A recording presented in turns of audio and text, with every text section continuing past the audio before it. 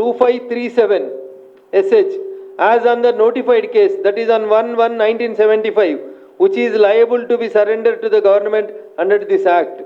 ఇది వారి శ్రీమతి సుభద్రాదేవి గారి నుంచి ట్రిబ్యునల్ ముందు అఫీషియల్గా వేసినటువంటి అఫిడవిట్ పేజ్ నెంబర్ 7 నేను చదివినాను, మీకు కాపీస్ ఇస్తాను. సో ఇది మాది కాదు భూమి అని చెప్పి వాళ్ళు సరెండర్ చేసినారు సీలింగ్ చట్టం ప్రకారం. కానీ దురదృష్టం అయిపోయింది, సీలింగ్ చట్టం పోయింది, వాళ్ళు పోయినారు పెద్ద మనుషులు, అప్పుడున్న మంచి మనసు పోయింది, ఇప్పుడు వారసులు వచ్చారు. వీళ్ళకి వారసులకి శ్మశానాలు, చెరువులు, కుంటలు, గిరిజనుల భూమి ఏది ఉంటే అది అమ్ముకోవాలనే ఆలోచన వచ్చి వీళ్ళు ఈ మధ్యలో ఈ ఖాళీ ఉన్నటువంటి భూములు, సర్వే నెంబర్లు వచ్చిన భూములు అన్నీ పోయిన తర్వాత బిలాదాఖలా భూమి అంటే ఎవరు క్లెయిమ్ చేయండి, ఏ సర్వే నెంబర్ లేకుండా మిగిలిపోయింది ఒక 85 ఎకరాలు మిగిలింది. టీఐసిసి పోయినాక ఇతరత్ర పోయినాక అంతే నవకిల్ సార్ 85 ఎకర్స్ మిగిలిన భూమి మిగిలింది. 85 ఎకర్స్ మిగిలితే ఈ 85 ఎకర్స్ని ఎట్లా కబ్జా చేయాలి, ఇది టీఆర్ఎస్ వాళ్ళు మొదలుపెట్టారు దుకాణం.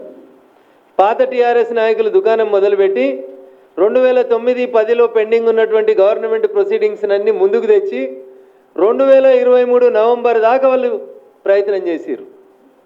ఆ ప్రభుత్వానికి దగ్గర ఒక పెద్ద మనిషి, ఆయన కన్నా భూముల మీద పడ్డారు. ఆయన ప్రభుత్వం మారింది, నేను చెప్పినట్టు గులాబీ రంగు పోయి 3 రంగులు వచ్చినాయి. వాళ్ళకి దగ్గర ఉన్న వాళ్ళు వీళ్ళకి కూడా దగ్గర అయ్యారు. ఎందుకంటే పైసలు ఉన్న వాళ్ళు అందరూ చుట్టాలి. జెండాలు ఏమున్నాయి, పొద్దుగాల ఈ జెండా వేసిండు, పొద్దుకు ఆ జెండా వేసిండు. 2013 టీఆర్ఎస్ ప్రభుత్వం పోయే డిసెంబర్ దాకా ఈ జెండాలు ఉన్నాడు ఆయన. ఈ జెండా వంగనే ఈ జెండాకు వచ్చేసిండు, కాగితాలు ఇటుకెళ్ళి ఇటు పట్టుకొని వచ్చేసిండు అంతే. అప్పుడున్న మంత్రి ఆడ చేసిండు, ఇప్పుడున్న మంత్రి ఇడికి వచ్చిండు. రంగు మారింది, జెండా మారింది, కానీ ఫైల్ అయితే కంటిన్యూ అయింది.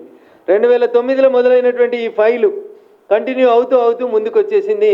ఇప్పుడు పంచాయతీ అంతా బిలాదాఖలా భూమి 85 ఎకరాలకు సంబంధించిన పంచాయతీ. ఎవరు దున్నుతుర్రు అచ్చంగా ఈ భూమి? అటు కొండకలలో ఎలగొట్టిర్రు, ఇటు ఎలిమెలలో ఎలగొట్టిర్రు. నడిమిట్లో మిగిలింది ఒక గిరిజన బిడ్డలు, నోరు లేని అమాయకులు ఆ 85 ఎకరాలని దున్నుకుంటారు. వీళ్ళు రిపీటెడ్గా ఏం తెలియకుండా నాసంటోళ్ళను తెలిసిన వాళ్ళను వకీళ్ళని పట్టుకొని లొల్లి చేసుకుంటూ వస్తారు. లాస్ట్కి ఇప్పుడు ఏ దశకు వచ్చింది అంటే 2023లో టీఆర్ఎస్ వాళ్ళంతా రాసుకుంటే కాగితాలు తెచ్చిర్రు. మా తెలుగుల కలెక్టర్లు ఉంటారు, మా జిల్లా ఒక అడిషనల్ కలెక్టర్ ఉంటుంది. ఆ అడిషనల్ కలెక్టర్ అమ్మ చట్టంలో ఎన్ని లొసుగులు ఉన్నాయో చూసింది. ఎట్లా ఈ భూమి నా పెద్ద మనిషికి ఇచ్చేయాలి అర్జెంటుగానే ఒక ప్రొసీడింగ్ తయారు చేసింది. ఏం రాస్తారు ఈ జేసీ గారు అంటే సెక్షన్ 87 అని ఒక సెక్షన్ని లూజ్ పోన్ మొత్తం రెవెన్యూ చట్టంలో ఉన్న సెక్షన్లలో సెక్షన్ 87 అని ఒక చట్టాన్ని వెతికి పట్టుకుంది ఆమె. సెక్షన్ 87 ఏం మాట్లాడుతుంది? క్లరికల్ ఎర్రర్స్ ఏమన్నా ఉంటే ఏం చేయాలనేది చెప్తుంది సెక్షన్ 87. క్లరికల్ ఎర్రర్స్, ఒకవేళ ఎల్లయ్య పేరు మీద ఎల్లారెడ్డి పడ్డది, లేదా మల్లయ్య పేరు మీద మల్లారెడ్డి పడ్డది, అట్లాంటి క్లరికల్ ఎర్రర్స్ జరిగినప్పుడు బాధితులు ఎవరన్నా ఉంటే 2 సంవత్సరాల లోపల రెవెన్యూ అధికారులకి దరఖాస్తు పెట్టుకుంటే క్లరికల్ ఎర్రర్స్ని రెక్టిఫై చేయమని చెప్తుంది. సార్ ఇది ఎట్లా అని తహసీల్దార్లు చాలామంది ఉంటారు కదా రాష్ట్రంలో, అందరికీ డౌట్ వస్తే వీళ్ళందరికీ పెద్ద పైన CCLA అని ఒక డిపార్ట్మెంట్ ఉంటుంది.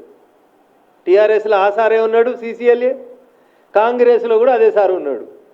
వాళ్ళు పోయి వీళ్ళొస్తే కూడా సూట్ కేసులు అటెండ్ ఇచ్చిండో, ఇటు కూడా అన్నీ ఇచ్చి కంటిన్యూ అవుతున్నాడు అదే సార్ CCLAలో, పుణ్యాత్కుడు సార్. ఆ సార్ ఏం చేసిండు ఇప్పుడు సెక్షన్ 87 గురించి మాట్లాడుతూ ఒక తహసీల్దార్ నాసంటోడు ఏం చేయాలి సార్ మరి క్లరికల్ ఎర్రర్లు అంటే ఒక్కొక్కరు ఒక రకమైన ఎర్రర్ పట్టుకొని వస్తుర్రు. కొందరు తండ్రుల్ని మార్చిర్రు, కొందరు భార్యల్ని మార్చిర్రు, కొందరు ఇంటి పేరు మారుస్తుర్రు, ఏది పడితే అది క్లరికల్ ఎర్రర్లు ఇది దిద్దు అని చెప్పి పట్టుకొని వస్తుర్రు. ఏం చేయాలని అడిగితే